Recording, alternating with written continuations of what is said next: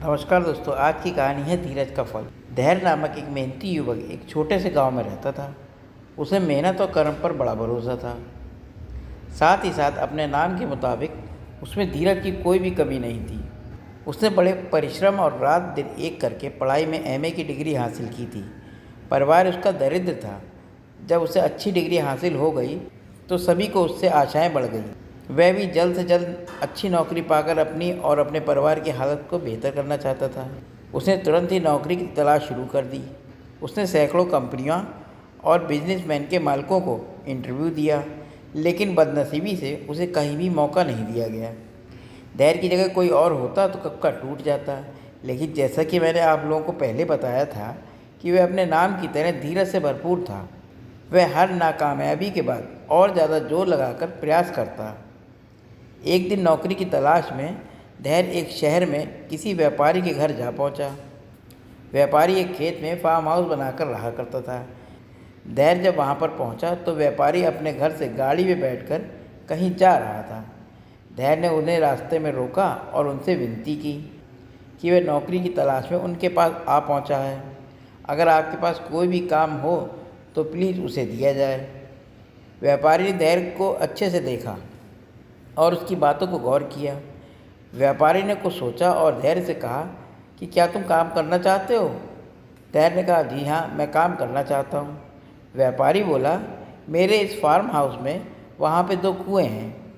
एक कुएँ में काफ़ी पानी है और दूसरे में नहीं है। मैं चाहता हूँ कि तुम रस्सी और बाल्टी की मदद से एक कुएँ का आधा पानी दूसरे कुएँ में डाल दो। यही तुम्हारा काम है। यह काम ख़त्म करने के बाद मेरे ऑफिस आकर मुझसे मिलना।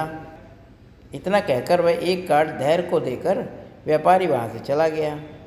व्यापारी के जाते ही धैर्य ने एक क्षण का विलंब न करते हुए तुरंत उस काम को शुरू कर दिया।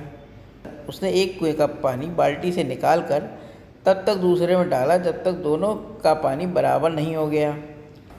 4-5 घंटों तक यह काम निरंतर करते रहने के बाद धैर्य व्यापारी के ऑफिस में जा पहुंचा। धैर्य ने व्यापारी को जाकर बताया कि उसने व्यापारी का दिया हुआ काम पूरा कर दिया है। व्यापारी ने धैर्य से पूछा कि क्या वह और काम करना चाहता है। धैर्य ने शांति से जवाब दिया कि हाँ, वह और काम करना चाहता है। व्यापारी ने उससे कहा कि जाओ, दूसरे कुएं का पानी जो तुमने अभी अभी उसमें भरकर आए हो उसे वापस पहले वाले कुएं में डाल दो। धैर्य ने बिना एक क्षण का इंतजार किए और ना ही इस बात का कोई मतलब समझे कि व्यापारी ऐसा क्यों कराना चाह रहा है, जाकर अपना काम शुरू कर दिया। फिर से 4-5 घंटों तक निरंतर काम करने के बाद जब वह व्यापारी उसके पास पहुंचा तो व्यापारी ने उसके काम के बदले उसे 500 रुपये दिए और उससे पूछा कि क्या वह और काम करना चाहता है। धैर्य ने काम करने के लिए हाँ कहा तो व्यापारी ने उसे अगले दिन बुलाया। धैर्य ठीक समय पर व्यापारी के पास पहुंच गया। व्यापारी ने कुछ दिनों तक धैर्य को वही पुराना काम कुएं से पानी निकालकर दूसरे कुएं में डालने का दिया। कोई वजह ना होते हुए भी धैर्य ने उतने ही उत्साह से व्यापारी का दिया हुआ काम हर बार ईमानदारी से किया। कुछ दिनों बाद व्यापारी ने फिर से धैर्य से पूछा, क्या वह और काम करना चाहता है? धैर्य ने व्यापारी से बड़े विनम्रता से कहा कि वह काम करना चाहता है और निरंतर काम करते रहना चाहता है। मेहनत करना ही उसके जीवन का लक्ष्य है।